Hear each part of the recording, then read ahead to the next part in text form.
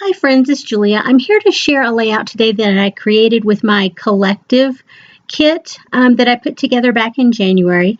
And so I'm going through and I'm finding papers that I want to use. I'm going through the 6x8, so I'm finding a lot of variety there and I want to get some of those used up. So I'm having a good time with them.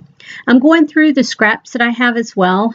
That I have already cut into, and you'll see as I go through here, I layer up quite a few of the leftover pieces that I currently have. The layout that I am creating today, the inspiration for this this entire line is the Auburn Lane collection from Pink Paisley. And so I had purchased multiple different pieces from that collection, as well as the Jen Hadfield for American Crafts called Heart of Home. And so I have a lot of embellishments for both of those collections. And so I put it all together, as well as the paper packs, to create this one large kit. And it's huge.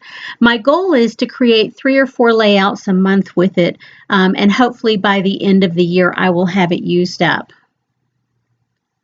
So like I said, I'm going through, and even though I've pulled in a couple of full-size sheets of paper, I'm really using a lot of the scraps, and you'll see as I go through here. And I do, when I cut those, when they have a border strip that has holes in the top, I will hang on to those, especially if I like the design, because I can cover up where that hole is a lot of the time. And so I'm sure you guys do the same thing. And it's really fun to be able to get as much of the pattern paper as you can use, including those border strips. For me, I feel like a paper collection is killed, or a paper kit that I have put together, paper and embellishment kit, is killed when I have cut into every sheet of paper. I don't always have to use up all of the embellishments in a kit. It's fun if I can, but it's not always my primary goal. My primary goal is to get the paper used up, because I want to have those papers that I love so much in my albums. And I know me, I am a paper hound.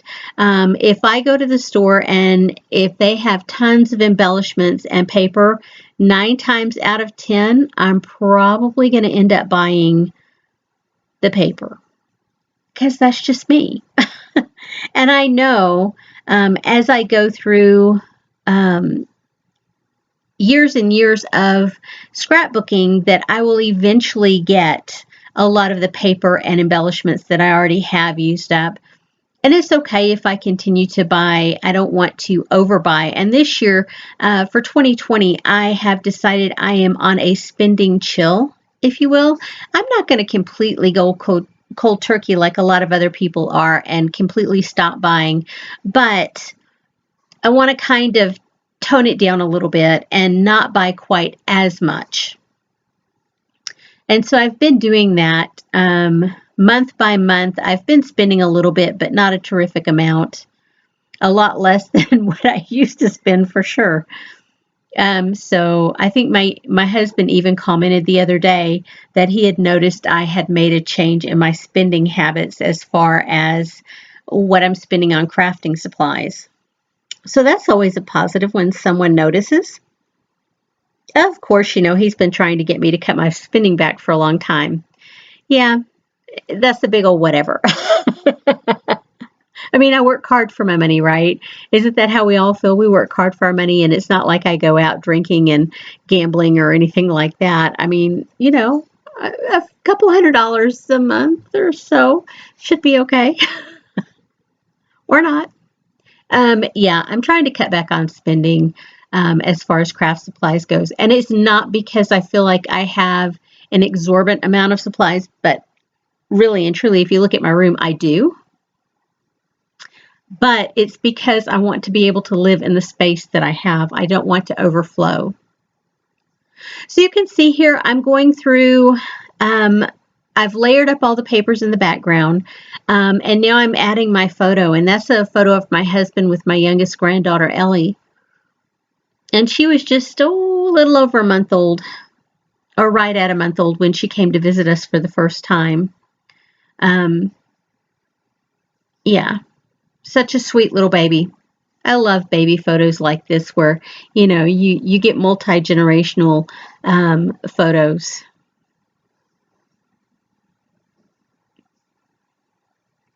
Now I'm just debating on which of these embellishments I want to use, and I really can't decide. So I decide, well, why not use all of them? I mean, it'll be okay. I'm not going to cry about it. I'm not going to use every single one off of that carrier sheet, but I am going to use multiples. I've also pulled out this washi tape, and there is some green in the background, and so I decided to pull this one in with the green, especially on that floral paper. I think it just gives a shelf to the photo, and it allows for embellishment placement. And I'm going to use a second washi tape. Well, maybe if I can get it started.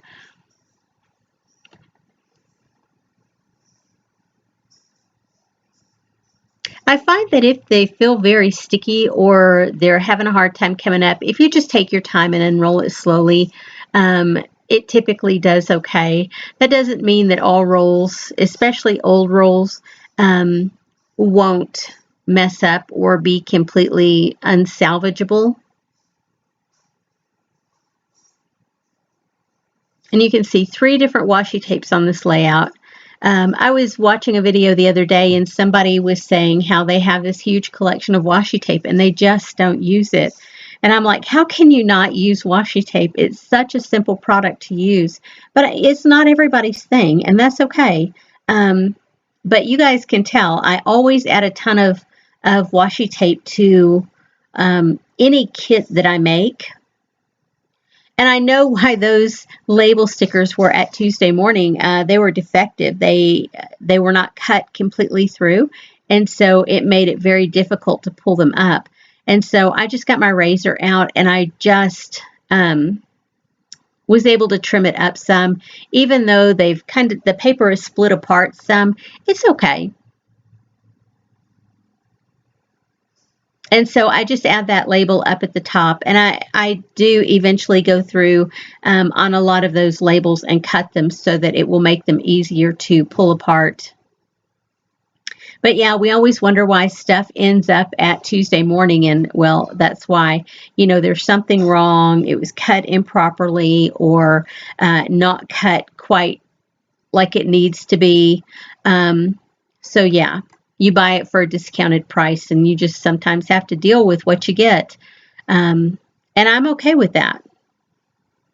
On some occasions I do fuss and just throw it away. But for the most part, I deal with it and go on and use it.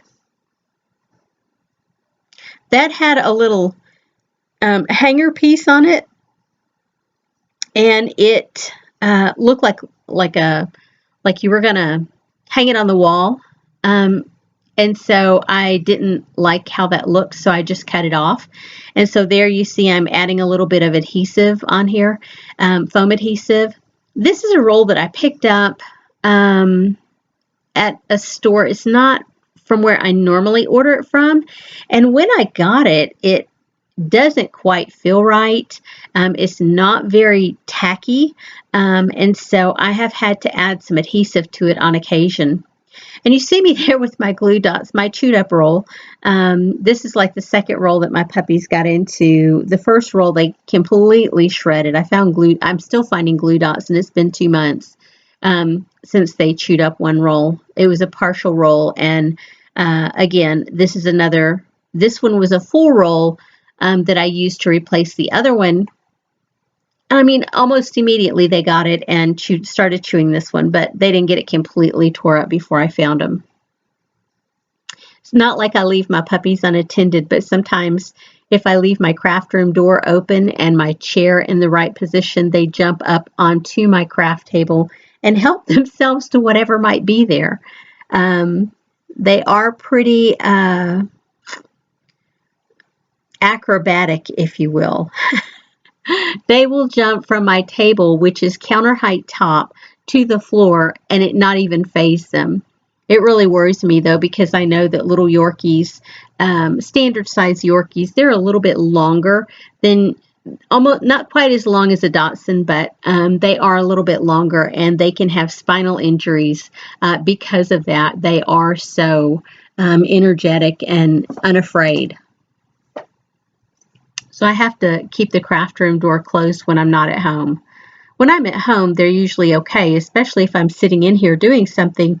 They come in and they're fine, but if I'm not home and the door is open, puppies are puppies, you know, they're going to get into stuff.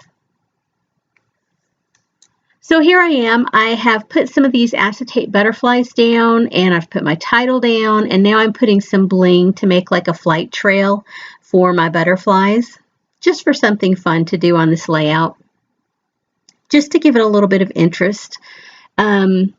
You know, sometimes you use bling and you have your 3 embellishment clusters and you use it there, and that's all fine and dandy, but sometimes it's fun to do something different, like, you know, making these flight trails for the butterflies. I think that's really cool to do on occasion. Ah, there's one of my puppies now. They come into my scrapbook room and they